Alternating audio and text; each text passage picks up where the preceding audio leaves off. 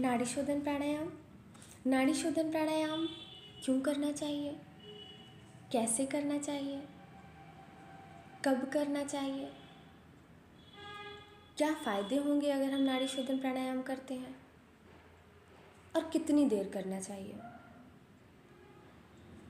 अगर हम किसी प्राणायाम को करने बैठ रहे हैं तो हमें ये जानने का बहुत मन करता है कि हमें ये क्यों करना चाहिए और हमें इसका रिज़ल्ट कितने दिन में दिखेगा, है ना।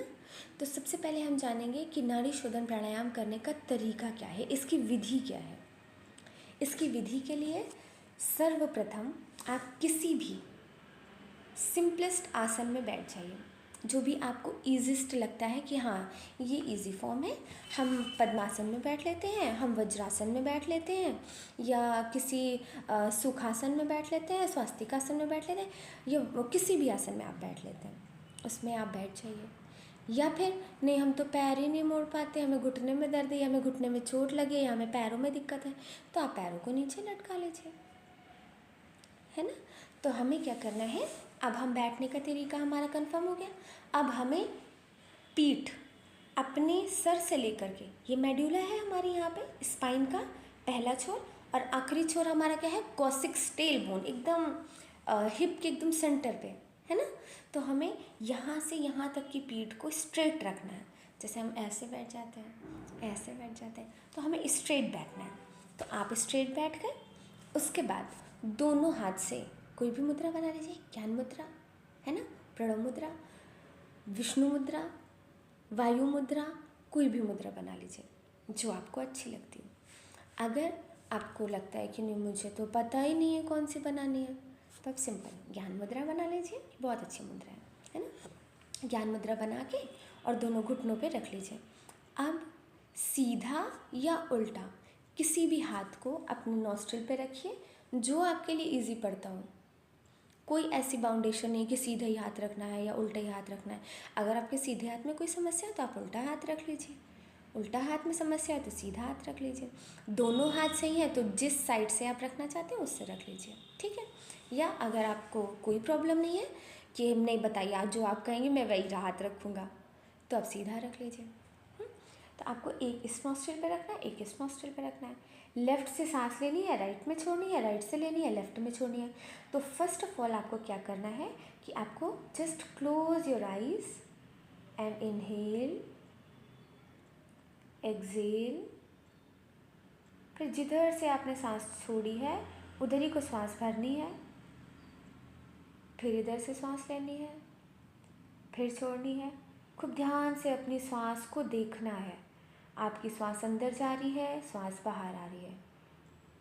बस इसी प्रक्रिया को आपको लगातार करना है, और एक एक श्वास को इतने ध्यान से देखना है जैसे घर में बेल बजती है तो पूरा ध्यान वहीं चला जाता है कि कौन आया, और हम देख के आते हैं कि कौन आया। तो वैसे ही आपको एक एक श्वास आपको देखनी है। एक श्वास अंदर गई, आपने देखा, बाहर आई, आपने देखा, है ना। अब श्वास हम लें कहाँ तक, यहाँ तक लें, यहाँ तक लें, यहाँ तक लें, यहाँ तक लें, यहाँ तक लें, कहाँ तक लें, है ना। ये भी तो होता है कि भाई हम आज्ञा चक्र तक लें, हमारा आज्ञा चक्र यहाँ पे है जहाँ बिंदी लगाई है, या हम माथे तक लें, मेडुला तक लें, है ना, या हम अपने यहाँ गर्दन तक ले लें, है ना। हम कहाँ तक लें, कौन से चक्र तक लें, है ना, या हम डायरेक्ट पूरा हम एकदम मूलाधार चक्र तक लें, कौन से चक्र तक ले लें। तो हमें क्या करना है, शुरू में सिंपल, जब आप शुरुआत कर रहे हैं, आपने अभी स्टार्ट किया है, तो आपको श्वास अपनी आज्ञा चक्र तक ले जानी है। सबसे इजी, सबसे पास का जो बिंदु है वहाँ तक श्वास को ले जाना है, फिर वहाँ से वापस, बस ये ए बनेगा, ठीक है। दूसरा नाड़ी शोधन क्या है, ईड़ा और पिंगला, चंद्र नाड़ी, सूर्य नाड़ी, है ना। जब इन दोनों का डिसबैलेंस्ड हो जाता है तब हमें नाड़ी शोधन बहुत काम आता है। इन दोनों के डिसबैलेंस से हमारे शरीर में बहुत सारी व्याधियाँ होती हैं, रोग हो जाते हैं, जैसे ब्लड प्रेशर का हाई और लो हो जाना, ये डिसबैलेंस्ड का कारण है।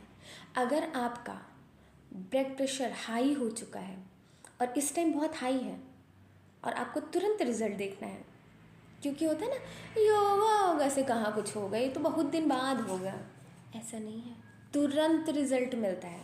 तो आपका बीपी बहुत हाई है मान लीजिए, और उसके बाद आप बैठ गए, आपका बीपी हाई हो रहा है, आपको दिख रहा है, आप बैठ जाइए, एकदम स्ट्रेट बैठ जाइए, कॉन्शियस हो जाइए, और बैठ करके लेफ़्ट वाली नॉस्ट्रिल से सांस लीजिए और राइट से सांस छोड़िए, लेफ़्ट से सांस लीजिए, राइट से छोड़िए, लेफ़्ट से लीजिए, राइट को छोड़िए, है ना। और आप अपना थोड़ी देर बाद अपने आप बीपी चेक करिए, 10 मिनट करिए, 10 मिनट के बाद आप अपने बीपी चेक कर लीजिए। नाड़ी शोधन प्राणायाम में ही एक होता है चंद्र नाड़ी, एक होता है सूर्य नाड़ी, है, उसी को चंद्रभेदी प्राणायाम और सूर्यभेदी प्राणायाम बोलते हैं। ये सब इसी में मिक्सचअप हो जाता है ना। तो इसमें हमें क्या करना है, अभी आपको केवल नाड़ी शोधन करिए, वो हम आपको आगे बताएंगे, नहीं तो इसमें बहुत ज़्यादा हो जाएगा।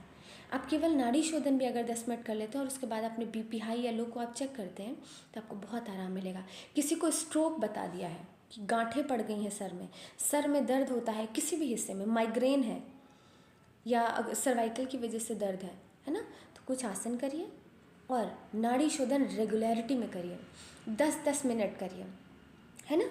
तो आपको ये सारी समस्याओं में धीरे धीरे आपको आराम मिलने लगेगा। आप खुद देखेंगे 1 से 2 दिन में आपको अंतर दिखाई देगा, है ना। या आपको लगता है कि भाई मुझे नींद नहीं आती है, इंसोम्निया हो गया, तो रात में आप सोने के पहले 10 मिनट प्राणायाम करके नाड़ी शोधन करके फिर सोइए, आपको नींद आने लगेगी। या आपको लगता है कि नहीं मुझे और भी समस्याएं हो रही हैं, मुझे मेंटल डिसीज़ हो रही है, मुझे ओसीडी है, मैं बार बार हाथ धोती हूँ, है ना। ये किसी भी तरीके की आपको समस्या होती है, मेंटली कोई डिस्टर्बेंस है ना, या आप डिप्रेशन में जा रहे हैं, एंजाइटी बहुत हो रही है, तो आपको बहुत आराम मिलेगा। आप करके देखिए, है ना। जब आप करेंगे तो आपको पता चलेगा। दूसरा, हमें करना कितनी बार है भाई, तो देखिए सबसे इजी आपको हम बता देते हैं सिंपली, जो आपके उपनिषदों में लिखा गया है वो बताया गया है कि आप 4 बार करिए।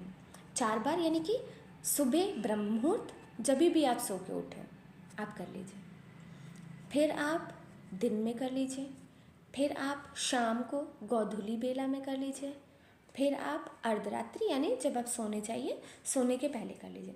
जब आप इस सीक्वेंस में 4 टाइम करेंगे, जैसे आप दवा लेते हैं सुबह दोपहर शाम, और उस दवा को साइड इफ़ेक्ट्स भी होते हैं, यहाँ आपको लाभ ही लाभ होगा।